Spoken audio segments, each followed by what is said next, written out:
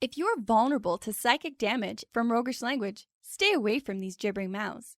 But if you intend on listening to this podcast about enriching your fantastical group hallucinations, you're too far gone already.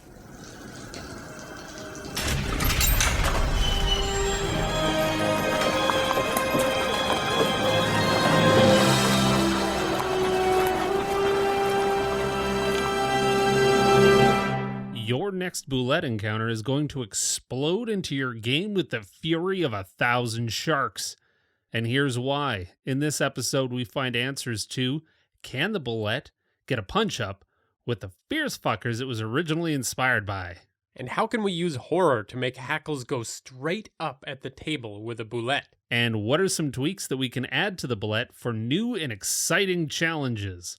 Welcome to the Hook and Chance podcast. I'm Travis. And I'm his brother Jordan.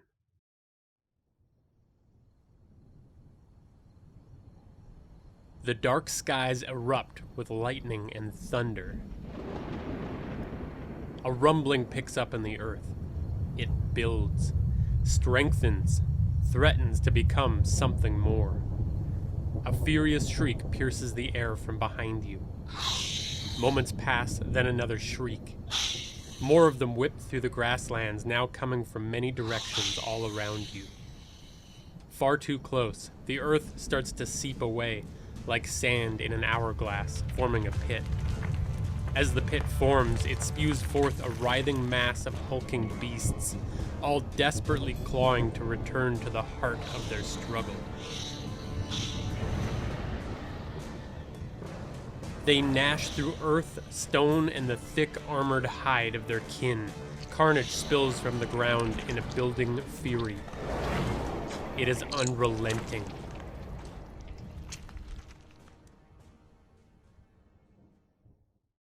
So holy hell, today we're talking about Bulettes. Boulets. No, not Bulette. What are you saying? Bulette. You're kind of... No, but you're doing something weird there. Bulette. Still doing something weird. Bulettis? I'm certain it's not Bulettis. Well, which is it then, Hotshot? Well, come to think of it, I don't know if I know. I could see a call to pronounce it in a couple of those ways, but also there was a couple there that sounded just tragically incorrect. Well, be ignorant no longer, because I did a bit of a deep dive and I now have an official answer. Go on. So this monster was originally pronounced Bulette, and this is a very common comment that I found in the minds of Reddit and such places. People saying, Bulette, it's a Bulette. Purists say Bulette. Yeah. But the original creator, Tim Kask, named it that and pronounced it as such as a dig to the French. Okay. Weird dig. I'm going to get it pronounced Bulette so that, fuck French. What? How does that make any sense? Well, back in the 70s, there were, still that anti-French sentiment going on. Just because people don't like baguettes, or... I don't want to get into all the politics of it. But... Wow. Who knew that you would open up a wormhole of politics from the pronunciation of a ridiculous monster, a land shark monster, based on a toy from the 70s? And the point here is that if you think Bulette is respecting its origins, it's respecting an insult to the French. It's not respecting its actual pronunciation. So, let's abandon that, because language changes and evolves through time. And if you don't agree with that, just listen to these. The word ration used to rhyme with nation, so it was ration. That's weird. Trough was trock. Let's dig a trock. No, that sounds stupid. Antique was antic, and blush was blush. You're gonna make me blush. That sounds... Oh, that sounds bad. Real bad. That sounds upsetting. So let's just pronounce things the way that they sound good. Bulette. To further the point, and actually probably a more direct route to this conclusion, is D&D Beyond, when you press the little, read it for me button, it says Bulette. And since D&D Beyond was recently purchased by Wizards of the Coast, the official pronunciation is Bulette. Well, all right. If you want to take the quick route and not go through. We went on a journey through language of history. Yeah. So all of that aside, the Bulettes. I have a problem with Bulettes. My problem is that on the surface, you look at them and you go, cool, land shark. Epic. This tough, thick-hided, they've got claws, they've got gnashing mouths, they can mess my players up. I'm really excited for this. I mean, sharks are badass enough swimming through the water, but these things are swimming through the earth? That's hard.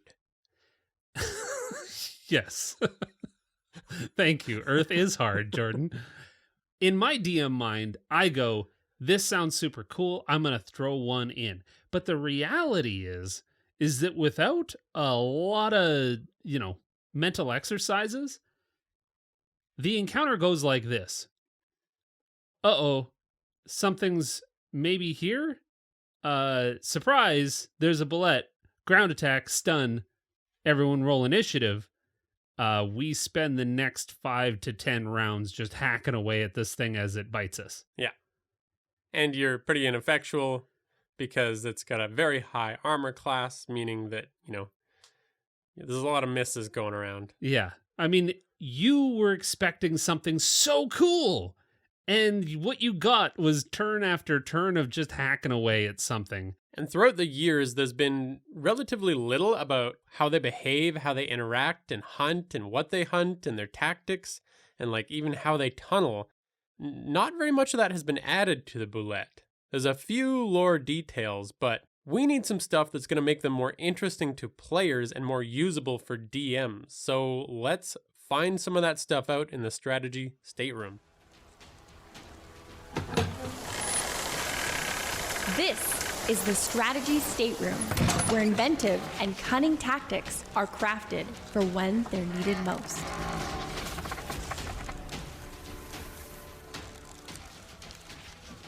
Well, as we do, let's do a recap on the Bulette.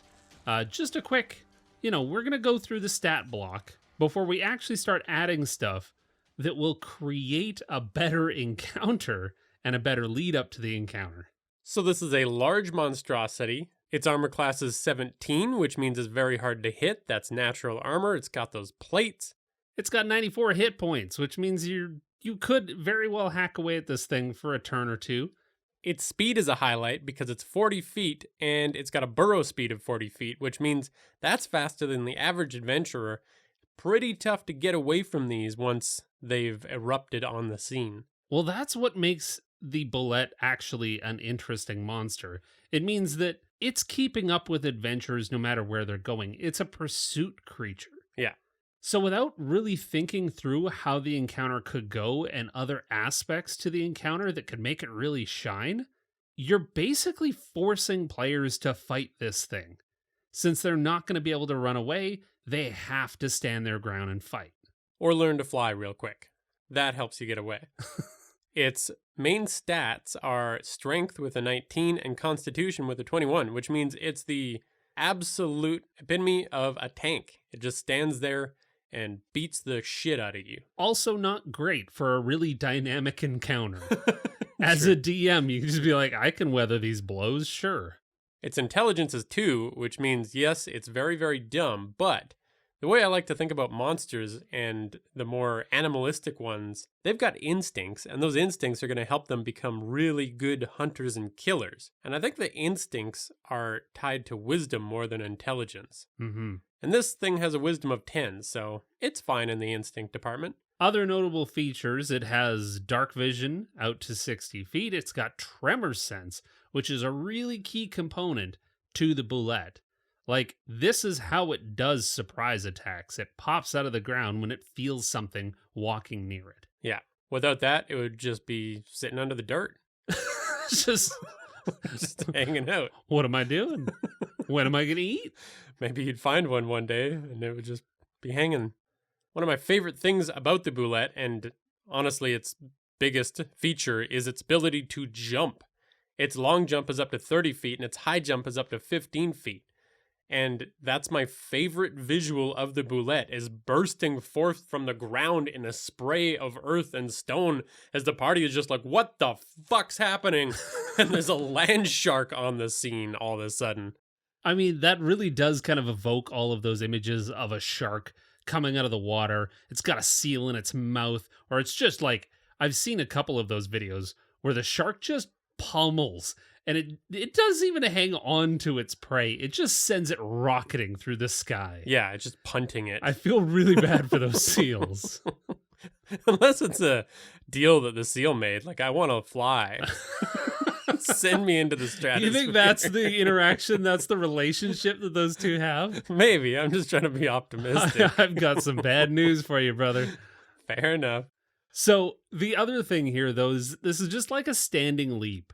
And so now the Bulette in this combat is just kind of like hopping and hitting people. It's like Mario jumping around the battle. I don't know. Just there's some work there to be done for sure. But that leans into its like deadly leap as well, where if it basically jumps, it lands, the players have to make a DC 16 strength or dex saving throw, or they're knocked prone for an additional bunch of damage or slashing. Like, so there's just this function where you knocks everyone prone and now they have to get back up and they lose part of their movement. And I don't know, it's kind of missing something, isn't it? Well, that ability I don't think is missing anything, because I think that's one of the most fun, like, surprise abilities that I've seen in D&D, but it's what comes after that, which is bite. Bite is its only other action, and it's like every other bite or claw that you've seen, just does damage. So this really does amount to Bulette emerges, jumps, knocks everyone over, bites, take a bunch of hits, give a bunch of hits, jump, knock prone again, bite, and repeat until something dies. Yep. No, I've been kind of harsh on its actions thus far.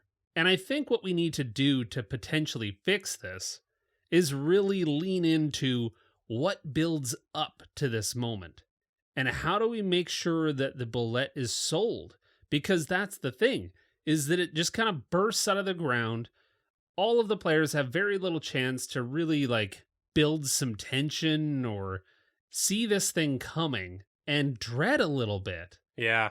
There's not much to say that, hey, a Bulette is near. It just pounces, and now you're in a combat. And that doesn't feel great to me. Jaws would have been a very different movie if it was an hour and a half of a sailing trip with nothing going wrong.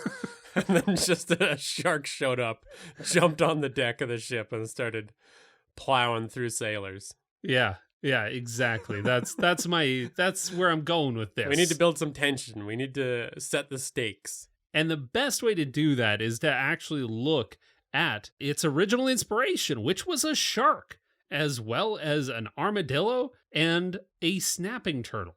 That's a wonderful combination of all of the animals that my 5-year-old self adored for their gnashing qualities. They're also incredibly rich veins to be mined, because I'm pretty sure we've talked about sharks before. I'm also pretty sure we've talked about snapping turtles. So hopefully we don't retread too much old content here. But let's really sit down and let's look at what we can take from these animals to inject into our Bulette encounter. Right. So I think something we cannot miss from the shark is the feeding frenzy. Yeah. I'm pretty sure scientists were kind of just like, this is wild shit, and we don't know why they do it. They just go to town on each other, tear each other apart. This is a violent display. I can immediately see, in my mind's eye, what a Bulette feeding frenzy looks like, and it is not pretty. Yeah, that's pretty exciting in a very, very violent and dark kind of way. What this makes me think of, though, is a little bit of strategy for the players. If they know that Bulettes will kind of attack each other, a Bulette's weakness could be encountering another Bulette. The party could try and lure a Bulette into another one's territory or... And that's already so much better, because it means that there's more strategy to an encounter beyond, I'm going to fight this Bulette. Yeah. If the other players know that, you're absolutely right. Other things can happen here. I'm giving my players options for how they want to deal with this thing. It's also pretty epic because if the party thinks that they've finally vanquished a Bulette, then they see a whole bunch more coming in from all sides. Like, shit. That's bad news. Yeah. And sharks also have the ability to sense blood pretty far away. And while in our culture, that's been overblown quite a bit to the degree where we think that if we dip our toe in an ocean, then the small cut might draw in sharks from the entire sea. While in reality, some sharks can smell it up to like a quarter mile away, and it doesn't send them into a blood frenzy instantly, and it also doesn't reach them instantly. But for storytelling purposes and for fantasy purposes, let's keep the legend alive. Let's talk about instantaneous blood sense. Yeah. Like the idea that if you're fighting something else in a Bulette territory and your character gets cut and that cut splays on the ground, now you're in serious trouble. That's fun to me. Hell yes. These things could easily be that kind of roving predator that is, just kind of opportunistic. If something's weakened, if something's smaller than it, and it senses blood anywhere, why wouldn't it go and get a free meal? Yeah. It's funny that we're talking about this whole blood sense thing because in our last patron hangout on our Discord, we had Dangerous Marmalade, one of our patrons, suggest blood sense as well. And it just so happens that we were right on the same page together.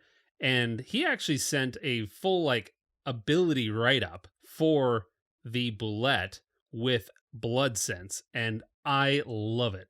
It goes, if the Bulette has tasted the blood of a creature, it knows the most direct route to that creature or object if it is within 10 miles of the Bulette and standing on the ground. Beyond this radius, the Bulette has advantage on perception checks to track that creature. That's great. You're not getting away. Super cool addition to the Bulette. One that ramps it up to 100 for sure. A really cool thing that sharks do is make large circles around their prey and slowly bring it in, get a little closer until they're ready to strike. And the Bulette could do that to great effect. Because if you imagine that the Bulette has a target and they start making huge circles around them, and then your party, as they're crossing the grasslands of the Bulette, comes across a trench from one of these circles, they have to now take their time, get their horses or carts or equipment across. It takes a little bit. Meanwhile, that Bulette is making another circle around where they are now. It's getting smaller. A tighter circle. Yeah. Yes. And the party comes across another trench. What the hell's going on here? And a tighter circle is being formed until all of a sudden, somebody in the party notices the Bulette circling way too close. And the ground kind of falling away as it tunnels. Yeah. In that tight circle. They know it's imminent. It's right there. And again, I think that's the instincts of the Bulette. It does that to all land animals that it's hunting. So it's not like a super intelligent strategy. It's just what it do. It's what the Bulette do. Well, the other thing to kind of take away from the shark is their electroreception. And this is the factoid that I think we've talked about in the past. I mean, who can recall 140 some odd episodes? But they have these little gel sacks that can actually sense the electrical field that a body puts off, or a fish in the shark's case. Yeah, that's pretty goddamn frightening. Senses that I, Jordan, cannot imagine having. Yeah. That's where it gets freaky. But apparently hammerheads can go so far as to even find prey buried underneath the sand like stingrays. And that's a real bummer for the stingray who thinks they're super safe under there. Well, I love this idea that Bulettes could be hunting the player characters.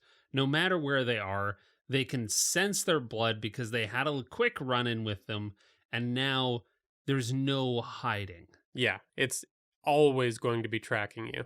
But I think this could also be fun strategically for the players because running could trigger their Tremor Sense even more because, yes, Tremor Sense technically only has a range of 60 feet, but, I mean, like any other sense, you can still perceive things outside of that, just not very well. So it can still go in the general direction of someone sprinting or, a horse running across the field. To me, that means if you were to move within that 60 feet, it's going to know exactly where you are. Yeah. If you ran or stomped or did anything big out to like 300 feet, it's still going to know the general vicinity. It's going to be able to say like, oh, there's something that direction. Yeah. And it doesn't know if it's a lightning strike or a person, but it knows something is moving. Off it goes. It Yeah. needs to do a little investigation. Mm-hmm. So what's really cool about this is that we get into a bit of that strategic combat. So if we're in a combat with a Bulette, we have this potential. We know that calling in more Bulettes is a potential here. So when the caster goes down, do I run to get them back up?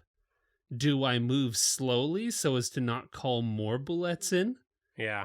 Like, there's some scary propositions there. I like the idea of throwing weaker monsters at the party while they're in Bulette territory. Something that flies maybe like a sturge. Because again, like you're saying, you're not moving fast to help your party members out because that'll call in something terrible.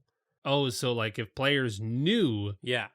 that this was the case, they're going to move real careful through Bulette territory. I'd even throw down an actual mechanical rule so that the players know what's up. Like if you go over half your speed, then you're going to call in something. And with stuff like this, the more your players know, the better. Like make it clear that this is a mechanical disadvantage that's happening because then there's tension. It'd be neat if it even had some kind of a symbiotic relationship with the Sturge. Like let's say the Sturge lands on the surface of its territory and starts vibrating.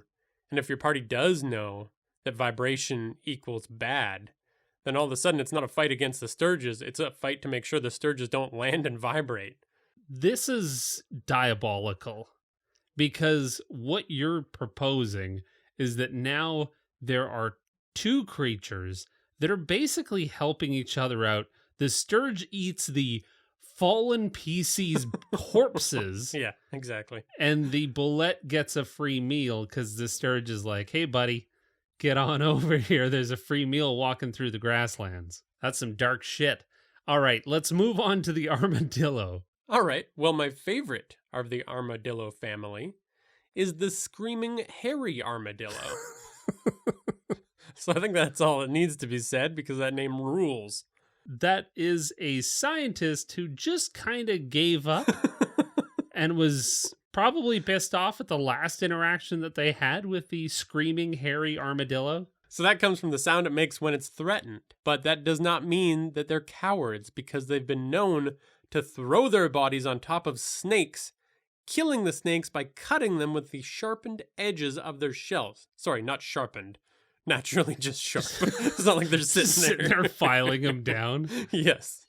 They're natural shells and cutting these snakes in half. That conjures so much. Like, we need to kind of break that down for just a moment because screaming, terrifying, screaming bullets, yeah, even more terrifying. Like, what the hell kind of noise is a creature like that going to be making? And I really like the idea of like a super loud, powerful shriek from a Bulette because that's not really the sound you would imagine it making in the first place.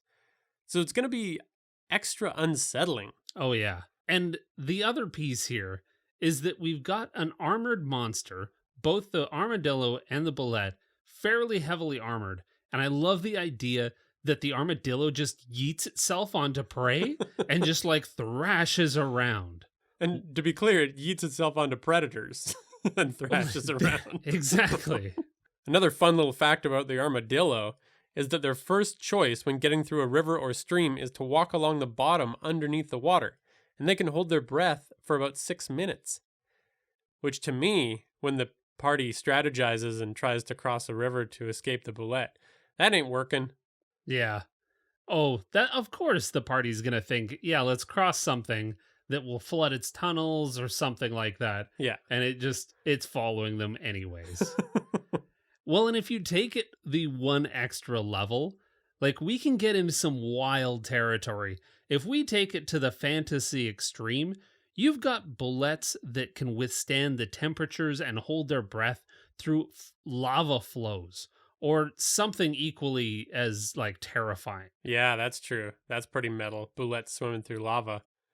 I like the idea of a volcano being packed with them. A volcano spawning ground for bullets. Just shooting them out the top as it erupts. This is bad. We gotta move. We've got a volcano that's throwing bullets.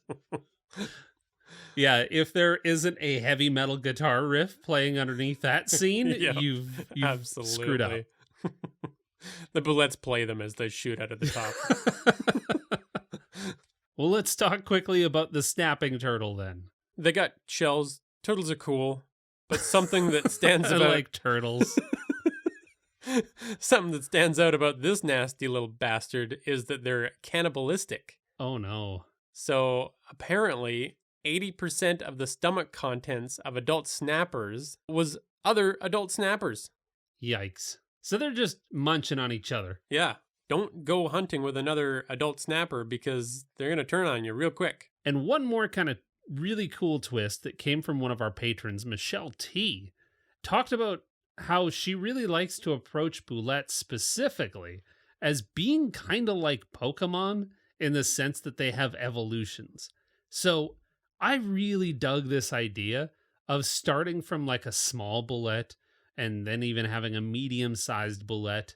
So there's some variations that can say move a little bit faster, but then you get into the large, which is the regular size, and then you definitely got to do an extra large. Oh, yeah. That's where it gets juicy. A whole bunch of bullets popping around, and then one massive one just gobbles them all up real quick. Uh-oh. Hell yes. I need this to exist, because the kind of fear that I can instill in my players when they fight and fell a Bulette, and they go, hell yes, we're the great heroes. We just killed a Bulette. And they start flexing. That's when the DM returns the flex and a gigantic Bulette surfaces. Crawls out of a volcano. Yeah, exactly. Well, thanks for the ideas, Michelle and Dangerous Marmalade. And with that, I think we'll put all of that together into some kind of a usable adventure outline. Well, we're talking about monsters. The Bulette is a hunting predator. It is everything that a good monster movie is made of. So this fits really well, I think, with the horror matrix. Absolutely. We did a series of 3 episodes called The Bones of Horror, so go listen to those if you want to dive deeper. But as a quick recap, the steps of that are setting up the normal, what it looks like before things get scary, getting into unease, where something might be wrong. That's the vibe you want to portray with unease. Then getting into dread, where something's definitely wrong and it's going to be very bad. Then stepping it up into terror, where something terrible is just around the corner and it's going to devour us all. And then horror. That's when you reveal the terrible thing, usually the monster. Well, the reason this fits with the Bulette so well is because that is the typical way, because the Bulette can hide itself so well. It stays buried, it uses Tremor Sense, it pounces, and that's basically the horror stage. When it pounces, that's horror. That's the end of this whole adventure. So if we're trying to make players scared of a monster, jumping to exactly what the Bulette does means that we've sucked all of the tension out of this. We've just basically surprised players. And while that's interesting in theory, in practice, it's kind of hollow. Yeah. It just doesn't feel good. So we need to use this building action, this rising action, to tease our players and let them know that there's a monster around. But, like we kind of talked about, I think that there's a tweak that we can add to this so that we can use the Bulette multiple times without actually having them fight it. What if we shift the typical idea of showing the monster? That's horror. That's the very last step. But what if that wasn't the actual monster? What if the horror stage is actually the feeding frenzy that they enact because they fought the Bulette? Yes. So instead of the monster reveal, it's the feeding frenzy reveal that Yeah. we're building up to. Exactly. That's super cool because there's a lot of visuals of a Bulette that I want to include in an adventure like this, but that's nearly impossible if you're saving it all for the reveal. But let's set up some kind of a premise here, and we'll keep it really simple. So the party, you have a time limit to get the MacGuffin from point A to point B, and the only way you can make it is through Bulette territory. This is the premise for almost every creature feature kind of movie. Like, you're here to do a job, and then a creature shows up. Yeah. And we got to add in a time limit because that creates some pressure and makes it really easy to give the party difficult decisions along the way. Adding that time limit means that the adventure is not about fighting the Bulette. The Bulette is an obstacle that's now standing in your way. So what is the actual premise then? Like, what are we going to do for a story here? Right. Create an actual fiction. So what if a community in the mountains has been trapped in their homes under some kind of a landslide? Maybe there's a dwarven crew nearby and they can rescue them, but they just need a shipment of adamantine to create the right tools to do so. Yeah. Adamantine tips for their picks. Yeah. They're doing what they can in the meantime, but to actually help these people, we got to get some stuff there right now. Totally. Okay. So the players, see, this works even better. Adamantine weighs a ton. Yeah. They've got a crate full of adamantine, and they are going to have to use some kind of cart, which means all of our concentric circles are going to really mess with them. Yeah. Unless, of course, they have a couple of Goliath barbarians on the team who can just heave it. Those brutes. Yeah. In order to do this, we're going to start with normal. So we need to set up what is normal so that later on, the horror feels like horror. So normal in this situation is the party just reaching the nice idyllic town kind of bordering the Bulette territory. And this is where they're going to get the mission to help out this poor trapped community. Yeah, it needs to be really like clean and nice and countryside and right next to beautiful sprawling grasslands that go on as far as the eye can see. Like you can see the distant mountains cloaked in fog. Yeah, it's real peaceful. Then we step it up into unease. And this is where the party might see some serious fences or at least signs on the edge of town that say, don't go into these grasslands. Stay out. Yeah. It's gotta be subtle. We don't want to go too hard quite yet. We want to build some tension. So I'm thinking like an old coot. You know, the typical one that starts the monster movie that's like, I've seen it once. Yeah. I saw the Bulette. He's got tons of scars. Oh, He's yeah. mostly scars. It's just one big scar. And he's going to talk about the one thing that the town doesn't dismiss of the old coot's ramblings, which is when he talks about the Night of Screams. Yeah, and if that'll probably get the attention of at least one party member. Well, this is where we can lay in that whole thing about the screaming armadillos. Because if you have a feeding frenzy that maybe nobody in town really saw, yeah, but there's a feeding frenzy and you've got some Bulettes being the aggressors, so they're roaring. Then you've got other ones being fed on, so they're screaming. And it's just this like holy shit cacophony in the middle of the night that the entire town woke up for. And the old coot says, hey, I've seen it once before, long time ago. It took out most of my friends. We were a caravan company, and he's the one that put up the signs. Yeah. And of course, that night there was a fog rolling over the grasslands, so even if you wanted to look, you ain't seeing shit. Yeah.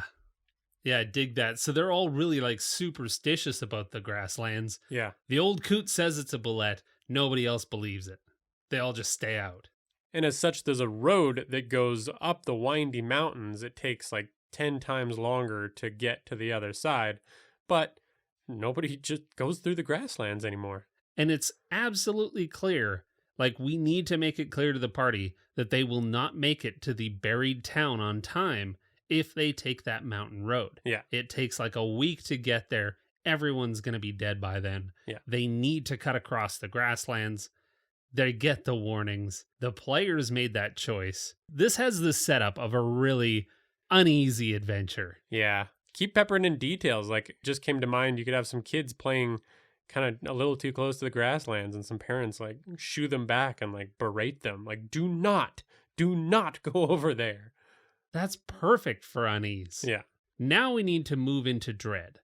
And this is where we move from like subtle passive hints that are happening to other people to hints that are basically slapping our players in the face about there is danger here. Yeah, and this will happen when the party actually goes into the grasslands. This is when you start peppering in dread.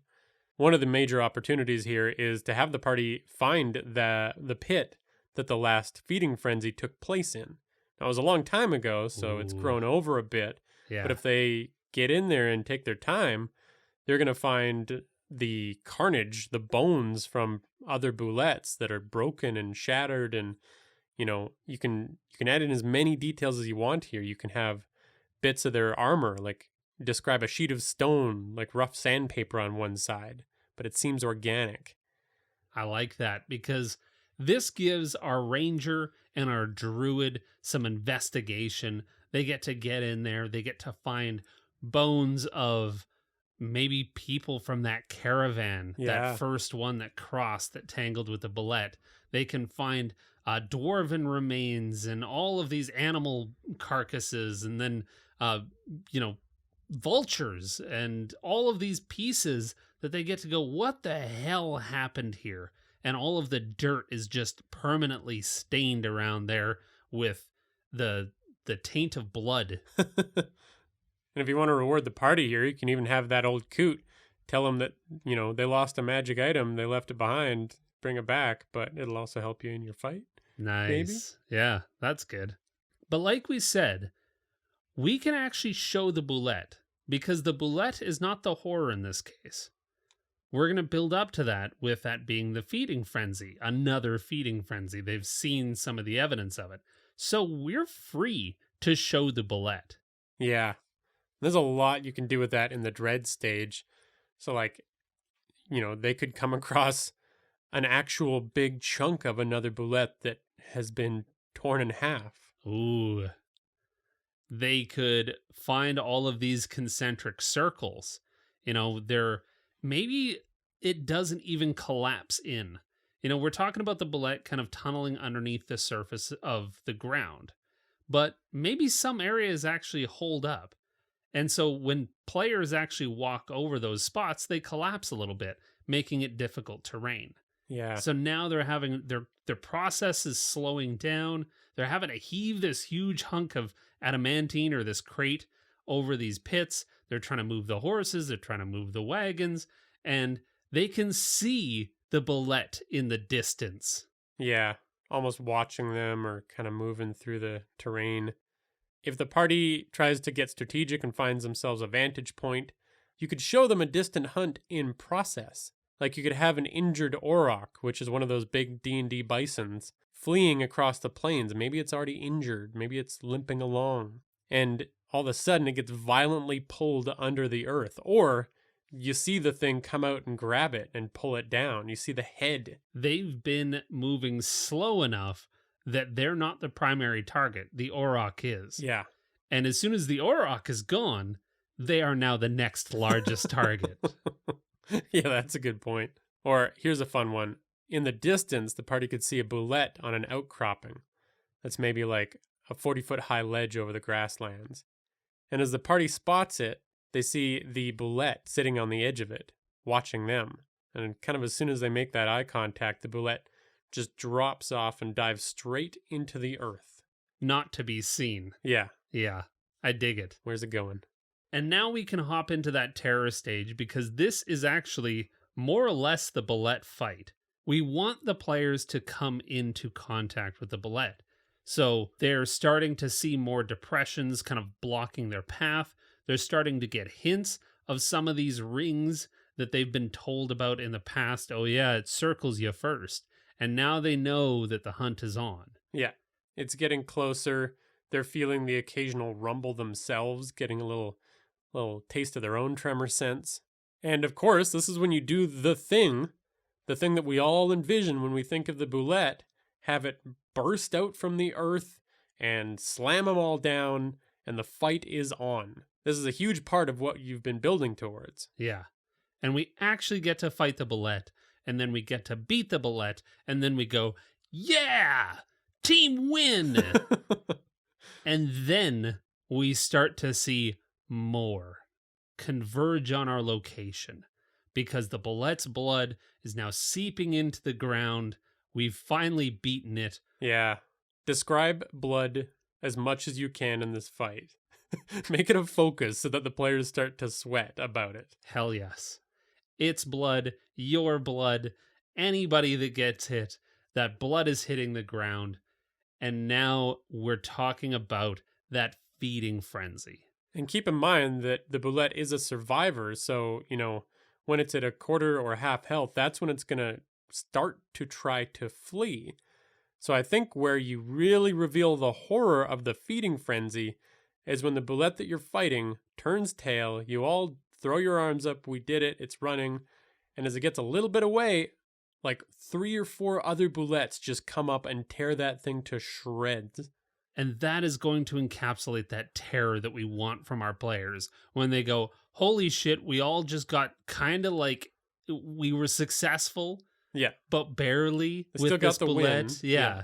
They get the win, and now they go, oh, we're absolutely fucked. There's 5 of them. We have to get out of the grasslands now. And this changes it because, again, that Bulette fight on its own is not particularly thrilling. It's everything that's leading up to and after the Bulette fight. It's all of the getting over some of the obstacles and all of the dread that's kind of setting in. And now it's not just a Bulette fight. Now it's we're going to run from this natural disaster that's about to befall us. Yeah, and then you get to finish it all off with a chase out of the grasslands, away from the dozens of leaping, tunneling. It's just a wall behind you of Bulettes as you claw to get to some safe spot. And what I love about this is there's a couple of different ways that we can finish this, even with some of the ideas that our patrons put forth. Because option 1, you describe a hill forming behind you where there wasn't one before. Big earthquake time. Was that hill always there? Nope, it's just the back of a Bulette, a giant one pushing the earth up. Now you've met Alpha Bulette. Or option B, we described some of the players' blood hitting the ground. The player characters, one of them got hit, they bled on the ground. Like the whole blood sense thing goes, they might get left alone. They might escape this feeding frenzy just fine. But there's about 5 or 6 other Bulettes that now have the taste of their blood and can bloodhound them to the next settlement that they show up at.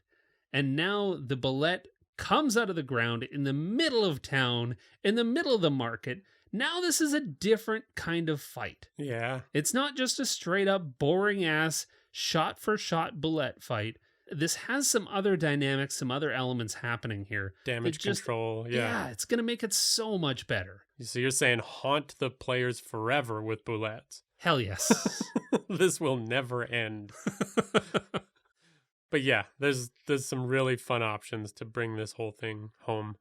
Well, speaking of never ending, our love of patrons and all of their support that they give us truly never ends. We will haunt you like a Bulette. We will chase you down no matter how far you go. To thank you. Not anything that Travis was leading towards, just a thank you. Yeah, and big hug and a thank you. Genuine thanks goes out to Marley R. Gar the Pirate. Time Warp. Nico Y. Zach G. No Ma'am. Michelle T. Alan E. Felix R. Chris F. The Senate. Lucas D. Lila G. The GM Tim. Nevermore. Thomas W. Tyler G. Ty N. Heavy Arms. Eric R. Aldrost. Leprechaun. And Will HP. Thanks also to Tabletop Audio for the sound effects that you heard in this episode. You can follow us at Hook and Chance on Twitter, Facebook, Instagram, or Reddit. You can join an awesome community of players or DMs by joining our Discord. Thanks for listening, and say no to cannibalism. Should have been obvious. Pretty safe bet.